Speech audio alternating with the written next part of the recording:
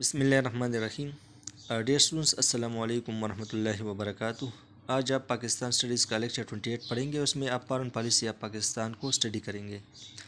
تو کوئی بھی ریاست تنہا نہیں رہ سکتی، کیونکہ انٹریکشن اور بات چیت کی ضرورت ہوتی ہے۔ ایک ملک دوسرے ملک کے ساتھ تعلقات بنا کر آگے ہی بڑھے گا۔ تو اندرونی اور بیرونی ماحول کے درمیان روابط بہت ضروری ہوتی ہے، یعنی ایک ملک کا دوسرے ملک کے ساتھ تعلقات قائم کرنا انتہائی ضروری ہوتی ہے۔ اور یہ اس کا مقصد کیا ہوتا ہے؟ تاکہ مختلف علاقوں میں رہنے والے لوگوں کے درمیان اچھے تعلقات قائم ہو سکیں۔ تعلقات کیوں قائم کیے جاتے ہیں؟ قومی مفادات اور تشخص، معاشی وجوہات، امن اور استحکام، یہ ایک ملک کی خارجہ پالیسی کے محرکات ہوتے ہیں۔ خارجہ پالیسی قومی مفادات کے حصول کے لیے بنایا جاتا ہے۔ پاکستان مختلف لیولز پر فنکشن کرتا ہے۔ انٹرنیشنل ریلیشن میں بائیلیٹرل بھی، یعنی دو طرفہ کا مطلب یہ ہے کہ پاکستان اور چین کے تعلقات، پاکستان اور سعودی عرب کے درمیان تعلقات، اور ملٹی لیٹرل کا مطلب یہ کثیر جہتی، یعنی مختلف تنظیمیں ہے، اس میں پاکستان کام کر رہا ہے۔ اقوام متحدہ ہے، OIC ہے، سارک ہے، شنگھائی کوآپریشن آرگنائزیشن ہے۔ تو یہ پاکستان یہ اقوام متحدہ کا ممبر بھی ہے اور دیگر تنظیموں کا جو بین الاقوامی تنظیم ہے ان کا رکن ہے۔ Features of foreign policy. خارجہ پالیسی کے خصوصیات کا بنیادی مقصد وہ آزادی، اقتدار اعلیٰ، سلامتی اور علاقائی سالمیت کی حفاظت ہے۔ خارجہ پالیسی کا بنیادی مقصد یہ ہے کہ ایک ملک آزاد رہے۔ مثال کے طور پر پاکستان کی خارجہ پالیسی کا بنیادی مقصد پاکستان کی آزادی کو قائم رکھنا اور اس کی حفاظت کرنا، اس کے اقتدار اعلیٰ کی حفاظت کرنا اور اس کی علاقائی سالمیت اور سرحدات کی حفاظت کرنا ہے۔ تو سب سے بنیادی چیز وہ تحفظ ہے، سیکیورٹی ہے، اور ایک ملک سیکیورٹی کو فارن پالیسی کے ذریعے سے حاصل کرتا ہے۔ فارن پالیسی کے لیے ڈپلومیسی کا مطلب ہے بات چیت، نیگوشیشن، اسی کے ذریعے سے جو ہے نا وہ ایک ملک کی دفاع کو یقینی بنایا جاتا ہے۔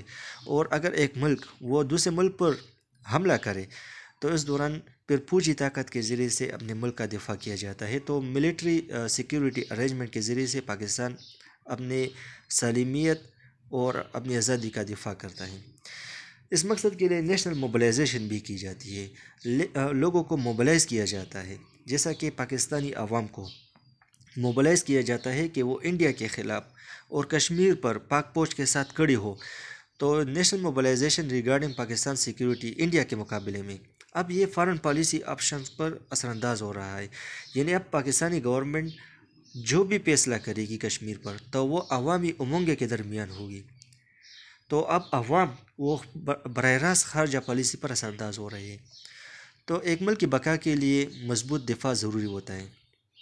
ریلیشن ود آل اسٹیٹ، تقریباً دنیا کے تمام ممالک کے ساتھ پاکستان کے اچھے تعلقات ہیں، اور ان اچھے تعلقات کی بنیاد کچھ فیکٹرز ہیں۔ ایک یہ ہے کہ یہ باہمی مفادات کی بنیاد پر یہ تعلقات ہیں، اور ہم آہنگی کی بنیاد پر ہے، امن کی بنیاد پر ہے، اور ایک دوسرے کے اندرونی معاملات میں عدم مداخلت کی بنیاد پر ہے۔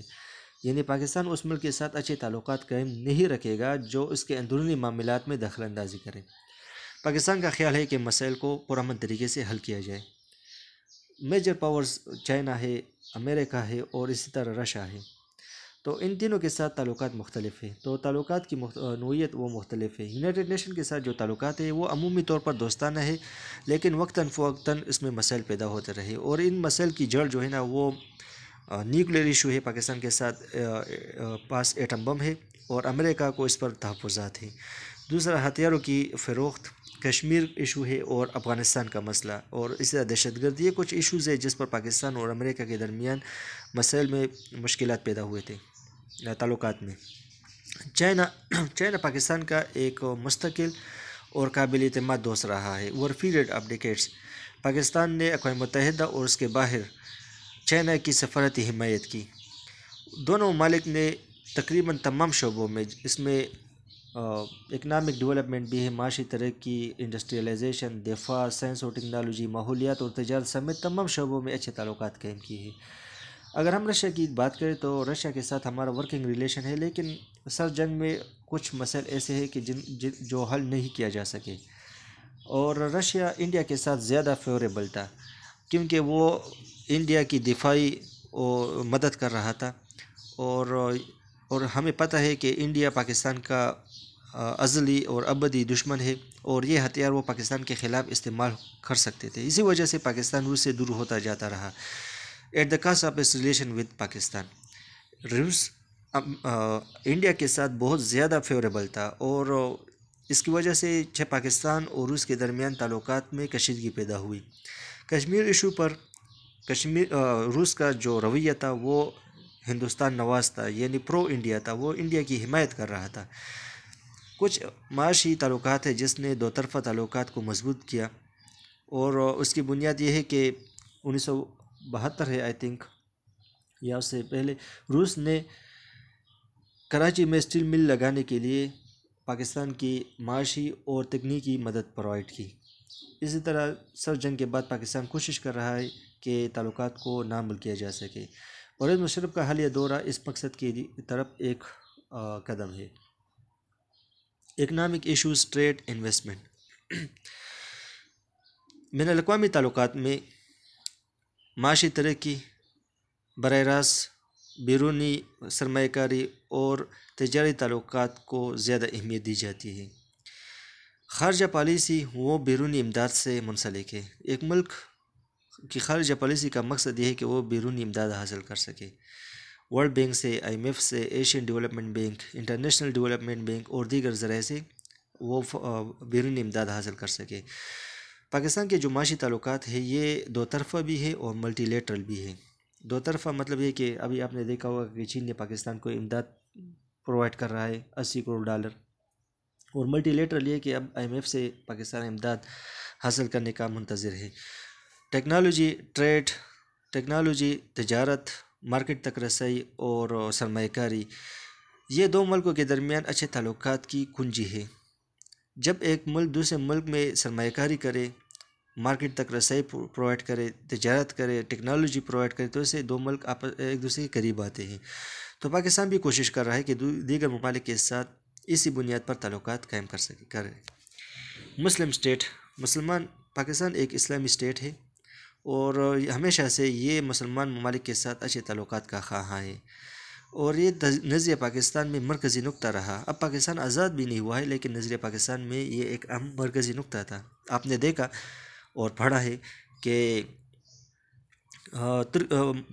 برصغیر پاک و ہند میں مسلمانوں نے تحریک خلافت شروع کی تاکہ ترکی کے مسلمانوں کی حمایت کرے۔ ڈیولپنگ اسٹیٹ کے ساتھ سالیڈیریٹی، پاکستان وہ ایشیا اور افریقہ اور لیٹن امریکہ کے جو ممالک ہیں ان کے ایشوز پر اور مسائل پر پاکستان کو بہت تشویش ہے، کیونکہ پاکستان خود ترقی پذیر ملک ہے اور یہ ترقی پذیر ملکوں کے مسائل سے آگاہ ہے۔ ہمیں پتہ ہے کہ ترقی پذیر ملکوں میں پسماندگی ہے، غربت ہے، بیماریاں ہے، قحط ہے، خانہ جنگی اور سرحدی تنازعات، پناہ گزین اور اسی طرح ڈرگ ایڈکشنز یعنی نشے کی لت، یہ مسائل ترقی پذیر ملکوں میں ہیں۔ تو یہی وجہ ہے کہ پاکستان نے اقوام متحدہ اور ترقی یافتہ ممالک پر زور دیا ہے کہ آپ ان ممالک کی مدد کریں، کیونکہ جب انسانیت تکلیف میں ہو تو امن قائم نہیں ہو سکتا، کیونکہ جب ایک طرف لوگ وہ فرسٹریٹڈ ہو تو ظاہری بات ہے کہ اس کا اثر ترقی یافتہ ملکوں پر بھی پڑے گا۔ تو ڈیولپنگ کنٹریز کے چونکہ مسائل ایک جیسے ہیں، لہٰذا ان کے درمیان کوآپریشن کی زیادہ ضرورت ہے، کیونکہ ایک ملک نے ان ایشوز پر قابو پایا ہوگا، ان کے پاس ایکسپیرینس ہو، تو یہ ایکسپیرینس دیگر ممالک میں بھی استعمال کیا جا سکتا ہے، تو لہٰذا ان کے درمیان کوآپریشن بہت ضروری ہے۔ اکنامک اور ٹیکنیکل اسسٹنٹ، تجارت اور ڈپلومیسی، تو ان چیزوں میں کوآپریشن بہت ضروری ہے، اور ان مقاصد کی سپورٹ کو انہانس کیا جانا چاہیے۔ یونائٹڈ نیشن، پاکستان نے 30 ستمبر 1947 کو یونائٹڈ نیشن میں شمولیت اختیار کی، اور یہ یونائٹڈ نیشن کے چارٹر کے ساتھ کمیٹڈ ہے، اس کے ساتھ منسلک ہے، اور اقوام متحدہ کے اداروں میں بالکل فعال ہے۔ پاکستان 6 مرتبہ سلامتی کونسل کی رکنیت حاصل کر چکا ہے، اور پوری دنیا میں جو اقوام متحدہ کے پیس کیپنگ میشن ہے، امن قائم کرنے والے میشن ہے، ان کا باقاعدہ ایک ایکٹیو حصہ رہا ہے۔ اینٹی کولونیلزم اور رائٹ آف سیلف ڈٹرمنیشن، چونکہ ہم کولونیل رول سے متاثر ہیں اور برطانیہ نے ہم پر حکومت کی تھی، لہٰذا ہم نے ایشیا اور افریقہ کی ڈی کولونائزیشن کی اور آزادی کی حمایت کی ہے۔ پاکستان نے ہمیشہ نسلی امتیاز کی مخالفت کی، روڈوزیا میں، یعنی اب جو زمبابوے ہے، ساؤتھ افریقہ میں، نمیبیا میں۔ اسی طرح کشمیر، فلسطین، افغانستان اور دیگر ممالک کی حق خود ارادیت کی حمایت کی ہے۔ آرمز کنٹرول: پاکستان اس بات پر یقین رکھتا ہے کہ آرمز یعنی ہتھیاروں کی دوڑ کو کنٹرول کیا جائے، اور یہ پیسہ انسانوں پر خرچ کرنا چاہیے۔ انسانوں کی ترقی، ان کی ایجوکیشن، ان کی ہیلتھ اور ان کی اسٹینڈرڈ آف لیونگ کو بڑھانے کے لیے اس پر کام کیا جانا چاہیے۔ اس مقصد کے لیے پاکستان نے اقوام متحدہ اور باہر مختلف فورمز پر اس کی بات کی۔ پاکستان نے نہ صرف سپر پاور لیول پر آرم ریس کی مخالفت کی، یعنی روس اور امریکہ کے درمیان جو ہتھیاروں کی دوڑ کی جنگ ہے اس کی مخالفت کی، بلکہ ریجنل لیول پر بھی، علاقائی لیول پر، تاکہ ممالک آپس میں آرم ریس میں نہ ہو، اور اسی طرح بائیلیٹرل لیول پر بھی جب دو ممالک آپس میں آرم ریس میں لگے، جیسا کہ پاکستان اور انڈیا ہے۔ تو کنونشنل اور نان کنونشنل آرمز، اگر میسل ٹیکنالوجی ہو یا نان کنونشنل آرمز ہو، دونوں کے خلاف پاکستان نے بات کی ہے۔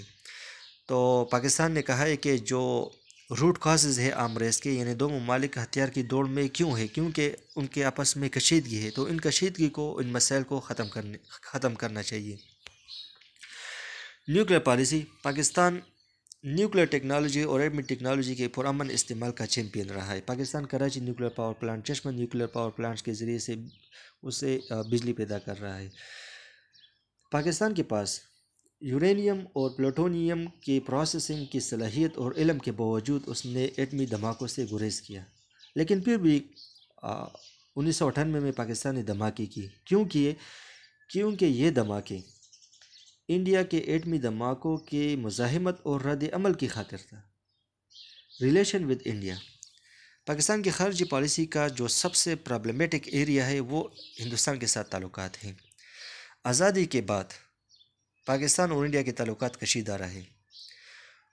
کچھ وقت کے لیے نارمل ریلیشن تھے، لیکن عموماً یہ ٹربل تھے، اس میں تعلقات میں ڈسٹرس ہے، عدم اعتماد ہے اور تنازعات ہے، اور ان تلخیوں کی وجہ سے 3 بڑی جنگیں ہوئی پاکستان اور انڈیا کے درمیان، ایک 47-48 وار، دوسرا 65 وار اور تیسرا 71 وار۔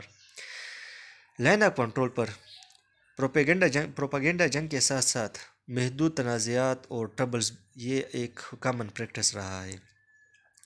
2002 میں یہ جو کشیدگی ہے یہ اس وقت بڑھی جب دونوں ممالک کے فوجیں سرحد پر ان کا آمنا سامنا ہوا، تو انڈیا بات چیت کے لیے راضی نہیں تھا، تیار نہیں تھا۔ اب دو طرفہ بات چیت کی امید ہے، اور انڈیا اور پاکستان کشمیر اور دیگر ایشو پر بات چیت کر رہا ہے، لیکن اب دوبارہ پاکستان اور انڈیا کے تعلقات کشیدہ ہوئے ہیں۔ تو یہ جو ڈائلاگ ہے یہ صرف واحد راستہ ہے کہ جنوبی ایشیا کے ایک اشارے 2 ارب لوگوں کے لیے خوشحالی لانے اور امن لانے کا واحد راستہ ہے، کیونکہ جنگ کے ذریعے مسئلے پیدا ہوتے ہیں، مسئلے حل نہیں ہو سکتے۔ کشمیر: پاکستان اور انڈیا کے درمیان جو اہم سورس آف کنفلکٹ ہے وہ کشمیر ڈسپیوٹ ہے، مسئلہ کشمیر ہے، اور یہ اقوام متحدہ کے قراردادوں کے مطابق حل ہونا چاہیے، لیکن انڈیا نے اس کو اپنا انٹیگرل پارٹ قرار دیا، بلکہ اسے انڈیا کا اندرونی مسئلہ قرار دیا ہے، اور اس کو انڈیا کا اٹوٹنگ قرار دیا ہے، حالانکہ یہ متنازع علاقہ ہے۔ تو رائے شماری کے بجائے انڈیا پاکستان پر الزام لگا رہی ہے کہ اس نے کشمیر میں انسرجنسی اور دہشت گردی اور شورش پیدا کی ہے۔ انڈیا نے یہ دعویٰ کیا ہے کہ پاکستان اس کے پیچھے ہے، اس دہشت گردی یعنی جو مجاہدین کی آزادی کی تحریک ہے اس کے پیچھے پاکستان ہے، اور اس آزادی کی تحریک کو اس نے دہشت گردی قرار دیا ہے۔ کنٹرول آف ٹیررزم: پاکستان دہشت گردی کو کنٹرول کرنے کے لیے، دہشت گردی کے خاتمے کے لیے عالمی کوششوں کا ایک فعال حصہ دار رہا ہے۔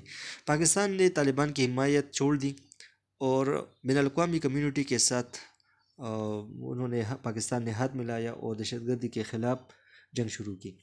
پاکستان نے اپنے ملک کے اندر ہی دہشت گردوں کے خلاف کارروائی کی، کیونکہ پاکستان خود دہشت گردی اور فرقہ واریت کا شکار رہا ہے۔